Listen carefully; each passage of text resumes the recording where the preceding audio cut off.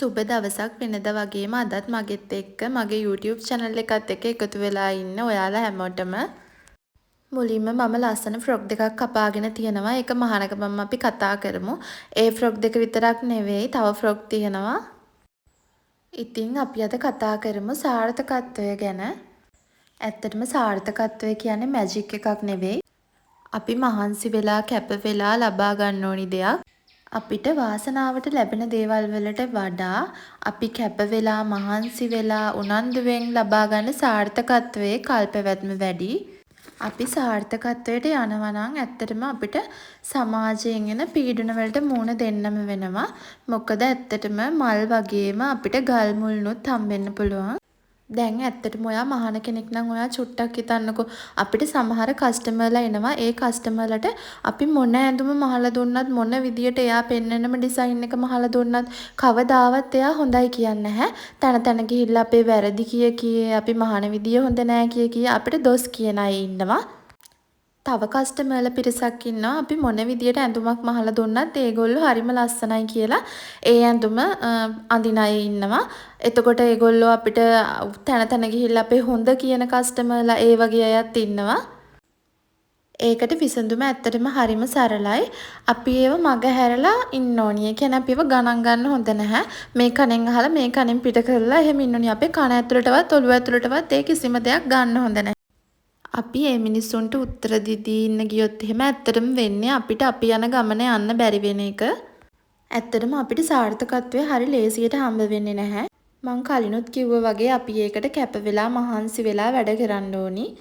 සමහර අය ඉන්නවා මම කලින් වීඩියෝ වලත් කියලා තියෙනවා. මේක අපේ කරු මේ අපි ගිය ආත්මෙ පින් කරලා නැහැ වගේ දේවල් කිය දෛවයට ඉරණමට සාප කර ඉන්න මිනිස්සු. අනුන්ට තියෙන දේවල් වලට හූල් වෙන මිනිස්සු. පොඩ්ඩක් පොඩි කරදරයක් මොකක් හරි වුණ ගමන්ම වෙලාවල් කේන්දර උස්සගෙන දුවන මිනිස්සු. මම ඕනි තරම් දැකලා තියෙනවා. ඇත්තටම ගම්වල නම් ඕවා ඕනි තරම් තියෙනවා ඔය වගේ දේවල්. මම නම් කියන්නේ අපි දෛවයටත් අභියෝග කරන්න ඕනි. එතකොට තමයි අපිට සාර්ථක ගමනක් යන්න පුළුවන් වෙන්නේ. අපිට මුකුත්ම නැත්තම් අපි බිඳුවෙන් පටන් ගන්න ඕනි ජීවිතේ. උනන්දුවයි උත්සාහයයි තියෙනවා නම් අපිට ඇත්තටම සල්ලි කියන්නේ මැජික් එකක් නෙවෙයි. අපි හීන දකින්න ඕනි. ඒ හීන යථාර්ථයක් වෙනකම් මහන්සි වෙලා කැප වෙලා වැඩ කරන්න ඕනි. මම කලිනුත් කිව්වා වගේ අපිට වාසනාවට ලැබෙන දේවල් වලට වඩා අපි මහන්සි වෙලා ළඟා කරගන්න දේවල් වල වටිනාකම වැඩි, කල්පැවැත්මත් වැඩි. එතකොට අපිව වටන්න බෑ ලේසියෙන් කාටවත්. තව දෙයක් තමයි අපිට ලැබෙන පොඩි දෙයටත් අපි ස්තුතිවන්ත වෙන්න ඕනි. හැම වෙලාවකම අපි අපේ සිතුවිලි ධනාත්මක වෙන්න ඕනි. කතාවෙන් කතාව ඉතින් ඔන්න එක ෆ්‍රොක් එකක් නම් මහලා ඉවරයි. ඒක මගේ ඩමි එකට දාන්න බෑ. ඒ නිසා මං අර විදියට ඒක පෙන්නුවේ. අනික තමයි අපි ආවට ඉන්න ඍණාත්මක මිනිස්සු ඉන්නවනේ. ඔය කිසිම පොසිටිව් අදහසක් නැති ඒ වගේ මිනිස්සු. අපිව විවේචනය කරන මිනිස්සු, අපි නැති තැන අපිට එක එක කතා කියන මිනිස්සු. ඒ වගේ මිනිස්සුන්ගෙන් අපි ඈත් වෙන්න ඕනි. ඒ මිනිස්සු කියන දේවල් අපි චුට්ටක්වත් අහන්න හොඳ නැහැ. ඒ කියන්නේ ඒගොල්ලෝ කියන කිසිම දෙයක් අපේ කනකටවත් අපි ගන්න හොඳ නැහැ. අනික තමයි අපි අපිව කොයිම වෙලාවකවත් තව කෙනෙක් එක්ක සංසන්දනය කරන්න යන්න හොඳ නැහැ.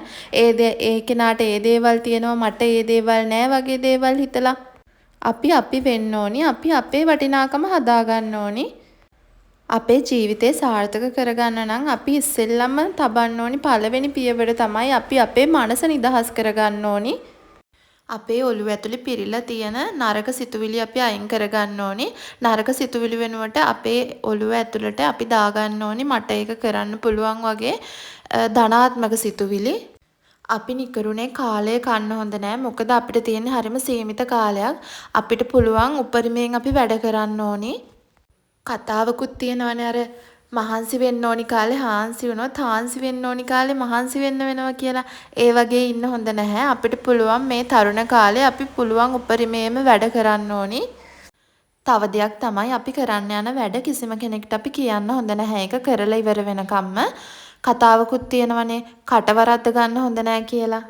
ඔයා හිතන්නකෝ දැන් ඔයාට මොකක් හරි හොඳ බිස්නස් අයිඩියා එකක් තියෙනවා. ඒක ඔයාගේ ළඟ ඉන්න කෙනෙක්ට හරි කාට හරි කියනවා මට මෙහෙම බිස්නස් එකක් කරන්න පොඩි අදහසක් තියෙනවා එහෙම කියලා. එතකොට ඔයා ඒක කියන කෙනා බැරි වෙලා හරි ඔයාට කිව්වොත් එහෙම ඕවා කළා වැඩක් නැහැ. ඕවා කළා ගොඩ යන්න බෑ වගේ දෙයක්.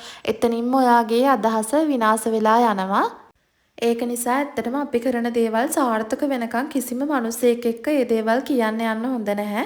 අනිත් දේ තමයි සමහර මිනිස්සු ඉන්නවා අපි මේ දේවල් කියනකොට ඒ මිනිසුන්ට ඒ දේවල් නැති වෙනකොට ඒ කියන්නේ ඒ මිනිසුන්ට කිසිම දෙයක් නැහැ කියලා හිතන්නකෝ. අපි අපිට තියෙන දේවල් වගේ එහෙම දේවල් කියනකොට ඒ මිනිස්සු අපිට හූල්ලනවා. එතකොට ඒ මිනිස්සුන්ගේ හිතේ නිකම්ම අපි ගැන ඉරිසියාවක් තරහක් ඇති වෙන්න පුළුවන්. ඒක නිසා මම නම් කියන්නේ හොඳම දේ තමයි අපි අපේ දේවල් කිසි කෙනෙක්ට කියන්න යන්න හොඳ නැහැ. අනික තමයි අපි සාර්ථක වෙනවා නම් අනිවාර්යෙන්ම කරන්න ඕනි දෙයක් තමයි අපේ අනවශ්‍ය වියදම් නතර කරලා දාන්න ඕනි. මම කලින් වීඩියෝ එකකත් මේ ගැන කතා කරලා තියෙනවා. ඇත්තටම ඔයාලා දැකලා ඇති සමහර අය ඉන්නවා කීයක් හරි හම්බුනාට පස්සේ වැඩකට නැති දේවල් වලට ඕනි තරම් සල්ලි වියදම් කරන අය. කතාවෙන් කතාව වොන්න මම මේ ෆ්‍රොක් එකත් මහලා ඉවරයි. ඔයාටත් දකින දේවල් ගන්න පුරුද්දක් තියෙනවා නම් ඇත්තටම ඔයාට කවදාවත් සාර්ථක මිනිසෙක් වෙන්න බෑ. ඔයාටත් එහෙම අනවශ්‍ය වියදම් කරන්න හිතෙනවා නම් ඔයා ඇත්තටම දෙපාරක් තුන් පාරක් ඔයාගේ හිතෙන් අහලා බලන්න ඔයාට ඒ දේ ඕනිමද කියලා. තව එතකොට දැන් ඔයා ගන්න යන දේට වඩා ඒකට රීප්ලේස් කරන්න පුළුවන් අඩු ගානක දෙයක් තියෙනවද? ඒ වගේ දේවල් හොයලා බලලා එහෙම අනවශ්‍ය වියදම් අපිට අඩු කරගන්න පුළුවන්. මගේ ඉන්නවා යාළුවෙක් ඇත්තටම එයා දකින දේවල් ගන්නවා අතේ කීයක් හරි තියෙනකොට එයාට මොනවා හරි දෙයක් ඕනි වෙනවා කිසිම ඉතුරුවක් කරගන්නේ නැති ඒ වගේ අපි එහෙම වෙන්න හොඳ නැහැ මොකද එතකොට ඇත්තටම අපිට කවදාවත් සාර්ථක මිනිසෙක් වෙන්න බෑ. අනික තමයි අපි අනවශ්‍ය වියදම් ඇතෑරලා මුදල් ඉතුරු කරගත්තා කියන්නකෝ. ඉතුරු කරගෙනත් අපි ඒක බැංක් account එකක දාලා එක දිගටම ඉතුරු කරගෙන යනවා නම් ඇත්තට මේක කිසිම තේරුමක් නැහැ. අපි කරන්න ඕනි මේ මුදල් ආයෝජනය කරන්න ඕනි. නිකමට හිතන්නකෝ අපි ළඟ රුපියල් ලක්ෂයක් තියෙනවා. අපි ඒ ලක්ෂේ බැංක් account එකක නිකන් ඔහේ අවුරුද්දක් විතර දාලා තියෙනවා. හැබැයි අපිට කිසිම පොලියක් හැදෙන්නෙත් නැහැ. එහෙම ලොකු පොලියක් හැදෙන්නේ නැහනේ. නිකම්ම ඔහේ තියෙනවා. අපි ඒ ලක්ෂ්‍ය අරගෙන මොකක් හරි බිස්නස් එකකට හරි නැත්නම් මොකක් හරි ආයෝජනයකට හොඳ දාලා අපි අවුරුද්දක් විතර බලාගෙන හිටියොත් එහෙම ඇත්තටම අපිට ඒකෙන් තව ගාණක් හම්බ කරගන්න පුළුවන්. ඔයාට පුළුවන් හොඳ සල්ලි ටිකක් එකතු කරගෙන හොඳ ලෑන්ඩ් එකක් ගන්න. එතකොට ඒවායේ වටිනාකම එන්න වැඩි වෙනවා මිසක අඩු වෙන්නේ නැහනේ. ඔයා හිතන්නකෝ එහෙම අපි අරගෙන අපි ඒකේ ගෙයක් හදනවා. ගෙයක් හදලා අපිට පුළුවන් ඒ ගේ රෙන්ට් එකට දෙන්න. එතකොට ගේ රෙන්ට් එකට දීලත් අපිට ආදායමක් එකතු වෙනවා. ඒ වගේම අපි ගත්ත ඉඩමෙනුත් එන්න වටිනාකම වැඩි වෙනවා. ඒ වගේ දේවල් වලට අපි මුදල් ආයෝජනය කරොත් එහෙම අපිට ඉක්මනින්ම දියුණු වෙන්න පුළුවන්.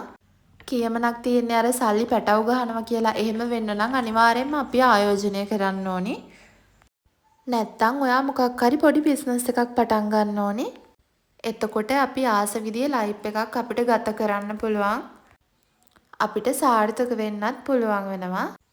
ඔන්න ඉතින් කතාවෙන් කතාව දැන් මේ 3 වෙනි ෆ්‍රොක් එක තමයි මහන්නේ.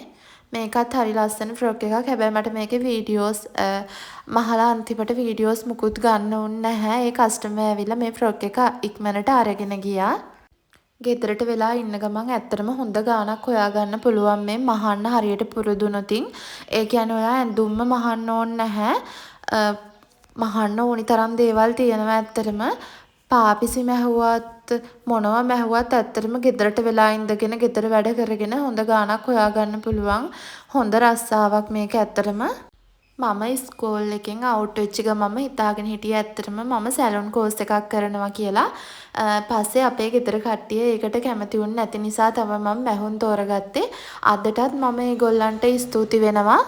මොකද අද ඇත්තටම ගෙදරට වෙලා ඉඳන් මට කීයක් හරි හොයාගන්න පුළුවන් වුණා. මම තෝරගත්තු මැහුම් නිසා.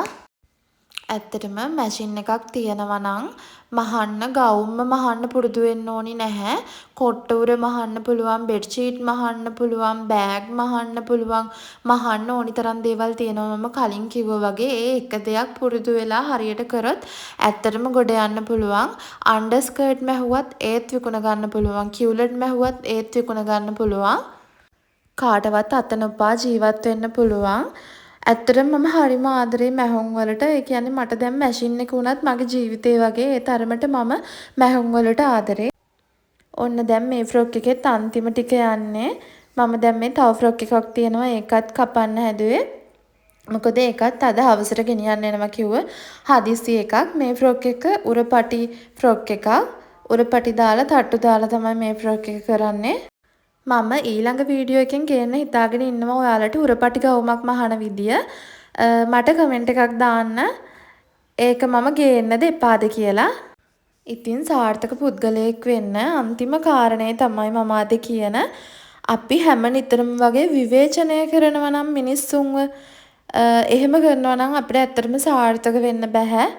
අපි ජොබ් එකක් කරනවා කියලා හිතන්න ඒ ජොබ් එක කරන තැන ඉන්න බොස්ව අපි විවේචනය කරනවා නම් එතකොට අපි බිස්නස් එකක් කරනවා නම් ඒකට එන කස්ටමර්ලව අපි විවේචනය කරනවා නම් ඒ වගේ නරක පුරුදු ඔයාගේ ළඟත් තියෙනවා නම් අනිවාර්යයෙන්ම ඒ පුරුදු නැති කරගන්න. මොකද ඒ පුරුදු තියෙනවා නම් අපි තව කෙනෙකුව විවේචනය කර කර ඉන්නවා නම් අපිට කවදාවත් සාර්ථක මිනිස්සෙක් වෙන්න තියෙන ඉඩකඩ අඩු වෙන එක තමයි වෙන්නේ. ඉතින් සාර්ථක වෙන්න බලාපොරොත්තු වෙනවා නම් තව කෙනෙකුව විවේචනය කරන එක ඔයාත් අදම නතර කරලා දාන්න.